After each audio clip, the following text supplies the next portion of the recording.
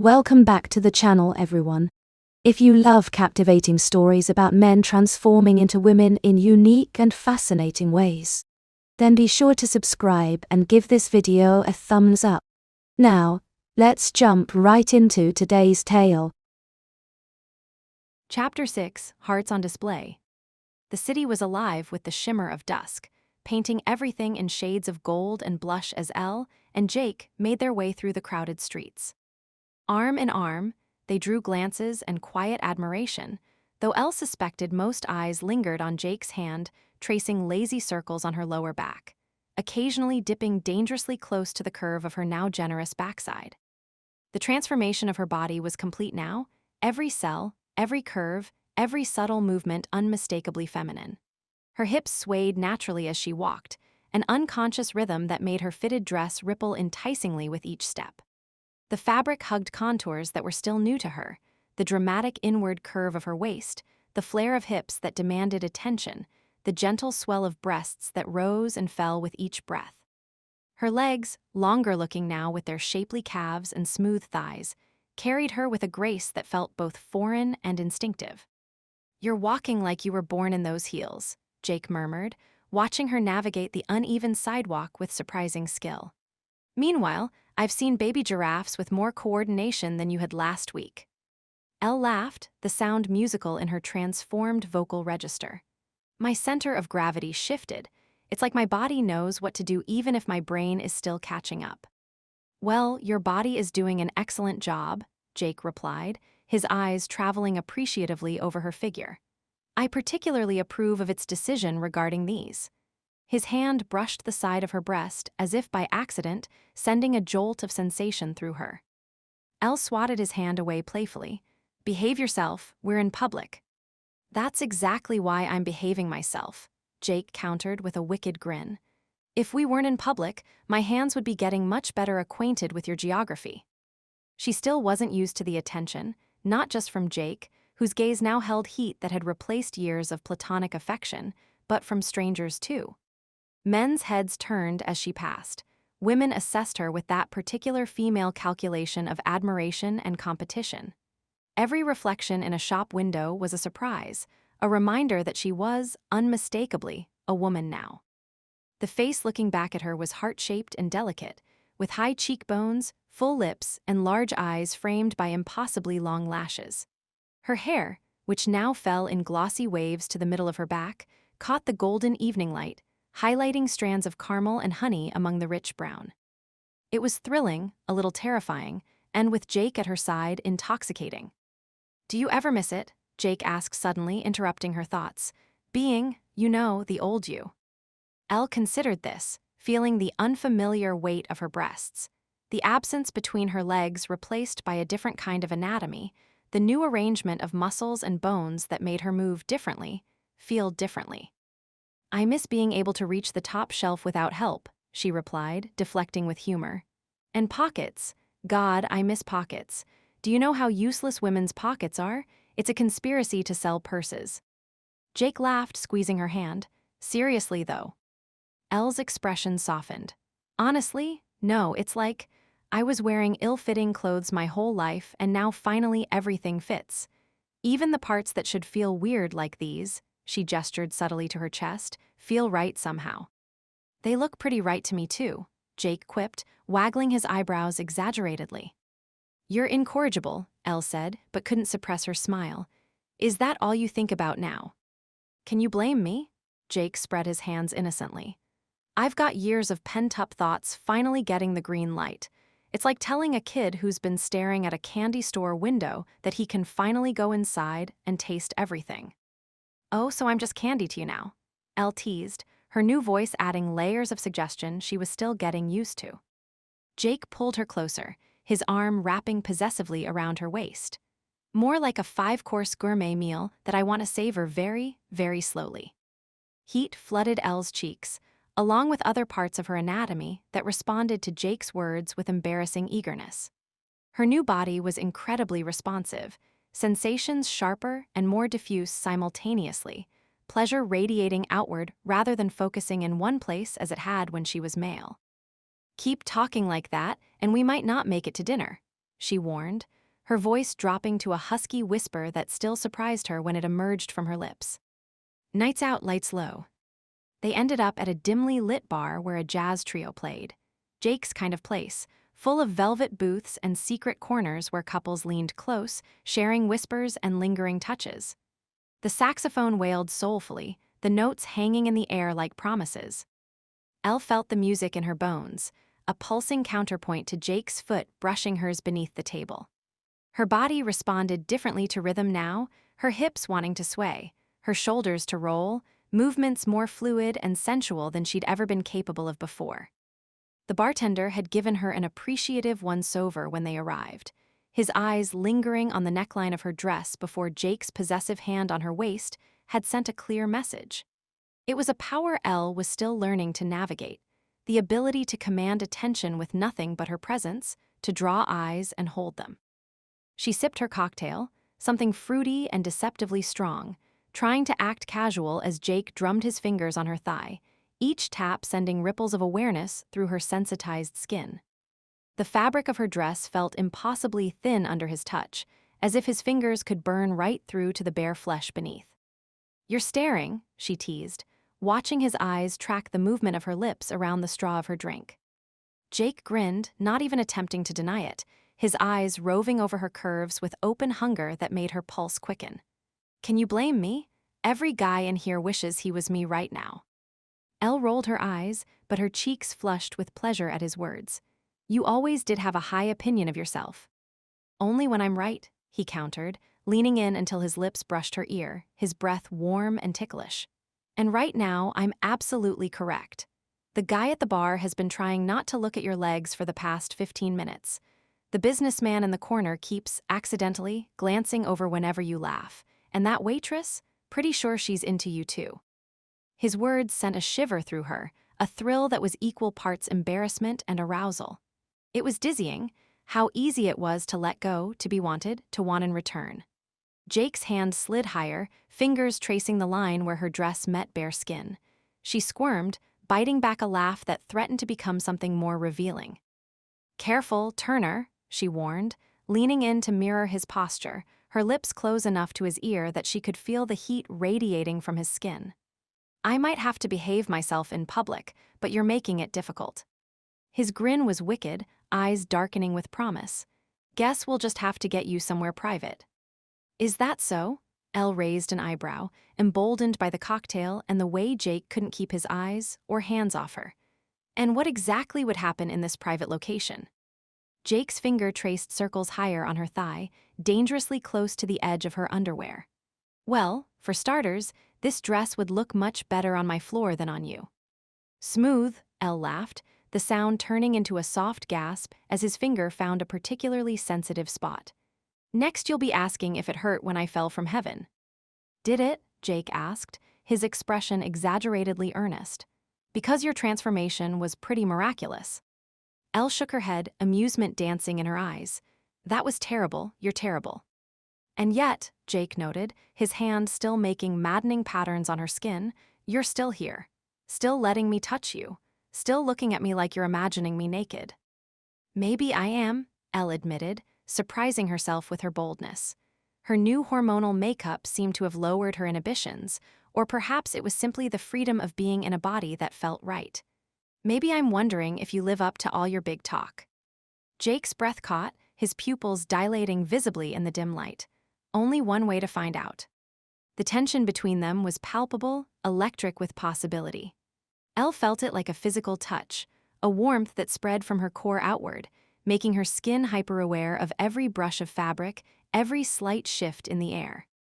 "Check, please," Jake called to the passing waitress, not taking his eyes off Elle. Back at her place, Elle barely made it through the door before Jake's mouth was on hers, hungry and urgent, a week of restraint finally breaking. He pressed her against the wall, one hand tangling in her hair while the other traced the curve of her waist, her hip, the rounded flesh of her backside. His touch was both familiar and thrillingly new, hands she'd known for years now exploring territory they'd never dared to claim before. She moaned softly as his lips trailed heat down her neck, feeling every nerve ending spark to life. Her body responded with an intensity that still surprised her, nipples tightening against the fabric of her dress, wetness gathering between her thighs, a hollow ache forming deep inside that demanded to be filled. "God, you taste good," Jake murmured against her skin, his voice rough with want. "Better than I imagined. And trust me, I've been imagining this for days." "Only days?" Elle teased breathlessly, arching into his touch as his hand cupped her breast through her dress. "I'm almost offended." Jake nipped at her earlobe, drawing a gasp from her. "Fine, years, but not like this, never like this." Her fingers fumbled with his buttons, her new, more delicate hands with their manicured nails scraping deliciously against his skin as she exposed his chest. The difference in their physiques was more pronounced than ever, his broad shoulders and defined muscles contrasting with her softer, more yielding curves. Jake lifted her effortlessly, his hands gripping the backs of her thighs as she wrapped her legs around his waist. The ease with which he carried her, a physical reminder of how much lighter, smaller her body was now, sent a surprising thrill through her. As Elliot, he'd been only slightly shorter than Jake. As Elle, she was nearly a head shorter, her frame more delicate in every way. He carried her to the couch, laughter and lust tangled in every breath as they stumbled slightly, nearly tumbling to the floor in their eagerness. "Graceful," Elle teased as they landed on the cushions, her beneath him, hair spread out like a fan. "Hard to concentrate on walking when you're making those little sounds," Jake replied, his hands already finding the zipper of her dress. "Do you have any idea what those do to me?" "Why don't you show me?" Elle challenged, lifting slightly to help him slide the zipper down. The dress peeled away, revealing the lacy black bra and matching panties she'd chosen with this exact scenario in mind. Jake's sharp intake of breath was deeply satisfying, his eyes darkening as they roamed over her exposed skin. "God, Elle," he whispered as he traced the curve of her waist, the flare of her hip, the soft swell of her breast barely contained by delicate lace. "You're perfect." She arched into him, reveling in every new sensation, every bold, unfamiliar pleasure. Her body was a landscape of discovery, nerves she hadn't known existed now lighting up under his touch, sending cascades of sensation through her. For the first time, she didn't hold back, didn't hide. This was her body, her desire, and she wanted Jake to see it all, to touch, to taste, to claim every inch that had transformed so dramatically. "Touch me," she breathed, guiding his hand to the dampness between her thighs, where her most profound anatomical changes had occurred. "I want to feel you." Jake's fingers slipped beneath the lace, finding her wet and ready. The sensation was electric, so different from what she'd known as a man, more diffuse yet somehow more intense. Pleasure radiated outward from his touch, building in waves rather than the focused, direct sensation she'd known before. "You're so responsive," Jake murmured, watching her face as he explored her new anatomy with careful attention. "So wet for me already." Elle gasped as his thumb found a particularly sensitive spot, her hips bucking involuntarily. "It's different," she managed to explain between quickened breaths. "Everything feels more." "More is good," Jake grinned, lowering his head to press kisses along her collarbone, down to the swell of her breasts. "More is very, very good." They made love with the wildness of new lovers and the comfort of old friends, exploring every inch, every gasp, every boundary. Jake took his time, learning what made her breath catch, what drew those little mewling sounds from her throat, what caused her to arch off the couch in pleasure. And when he finally entered her, slowly, carefully, his eyes locked on hers, the sensation was overwhelming. Fullness, completion, a pleasure so intense it bordered on pain. Her body welcomed him in a way that felt both foreign and absolutely right, as if this was how they were always meant to fit together. Jake breathed, his forehead pressed against hers as he began to move. "Christ, you feel incredible." She wrapped her legs around him, drawing him deeper, marveling at the way her body stretched to accommodate him, at the new angles of pleasure this female form discovered with each thrust. Sensations built in rolling waves, each crest higher than the last until finally she shattered, crying out his name as pleasure washed over her in pulses that seemed to go on forever. Jake followed soon after, his release punctuated by broken words of praise against her neck. When they finally collapsed together, tangled and spent, Elle rested her head on Jake's chest, listening to his heartbeat gradually slow. Her body felt different in the aftermath, a pleasant soreness between her legs, a languorous heaviness in her limbs, a sensitivity that lingered like aftershocks. "Was it always like this for you?" she asked quietly, tracing patterns on his chest with her fingertip. "Sex, I mean this. Intense." Jake stroked her hair, his fingers weaving through the silky strands in a way that made her want to purr like a cat. His voice was soft, thoughtful. "No, never like this. It's always good, but this was." He shook his head, seemingly at a loss for words. "Different, better, like we fit together perfectly." Elle smiled against his skin, a quiet satisfaction settling in her chest. "Must be all that practice you've had," she teased. "Hardly," Jake snorted. "No amount of practice prepares you for what just happened. That was next level." He tilted her chin up, his expression suddenly serious. "It's you, Elle, it's us. Whatever this magic is between us, it's special." She kissed him then, soft and lingering, savoring the way his stubble scratched against her much smoother skin. The difference in texture, a constant reminder of how thoroughly she'd changed. Maggie's marvels and mysteries. A few days later, Elle found herself standing outside Maggie's marvels, the statuette of Aphrodite heavy in her purse. She'd taken extra care with her appearance today, a floral sundress that accentuated her figure, light makeup that enhanced her already dramatic features, hair styled in loose waves that bounced with each step. Her reflection in the shop window showed a woman fully realized, confident in her skin, comfortable in her curves. No trace remained of Elliot in her physical form. Her body had completed its metamorphosis, every cell rewritten, every contour reshaped. From the delicate bones of her wrists to the feminine arch of her feet, from the soft curve of her cheeks to the gentle swell of her breasts, she was entirely, perfectly female. She pushed open the door, the familiar bell jingling overhead. The shop smelled of incense and old books, dust motes dancing in the shafts of sunlight that streamed through the windows. Maggie glanced up from behind the counter where she was sorting through a box of vintage jewelry, her purple-streaked hair piled in a messy bun. Her eyes, sharp and knowing, danced with secrets as they took in Elle's transformed appearance. "Well, if it isn't my favorite customer. How's the new you?" Elle hesitated, adjusting the strap of her purse nervously. "I think you know exactly how I am, considering you're the one who orchestrated all this." Maggie's laugh was like wind chimes. "Me, I just sold you a statuette. The goddess did the rest." She leaned forward, elbows on the counter. "But I have to say, she outdid herself with you. That dress is divine with your coloring." Elle felt herself relaxing despite her initial determination to get answers. There was something disarming about Maggie's straightforward acceptance of the impossible. "It's been complicated and kind of amazing." Maggie tilted her head, studying Elle with those penetrating eyes. "Falling in love with yourself yet? Or just with your best friend? The tall drink of water who looks at you like you hung the moon?" Elle blushed, hugging the purse closer, feeling the hard outline of the statuette inside. "Both, maybe. Is that weird?" "Weird," Maggie waved a dismissive hand. "Honey, I sell haunted music boxes and Victorian mourning jewelry." "Weird" lost all meaning for me around 1997. Besides, her smile widened, teeth very white against her dark lipstick. "That's what she's for, you know. The goddess doesn't make mistakes, she just uncovers what you're too stubborn to see." Elle pulled out the statuette, setting it carefully on the counter. Its marble curves seemed to glow faintly in the shop's dim light, the enigmatic smile as knowing as ever.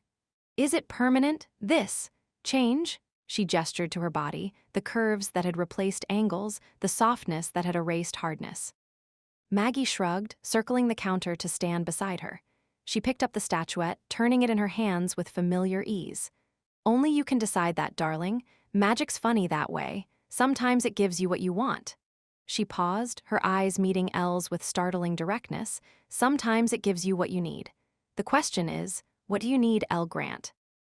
Elle considered the question, feeling the weight of her breasts, the absence between her legs, the way her hips swayed when she walked, all changes that should have felt alien but somehow felt right.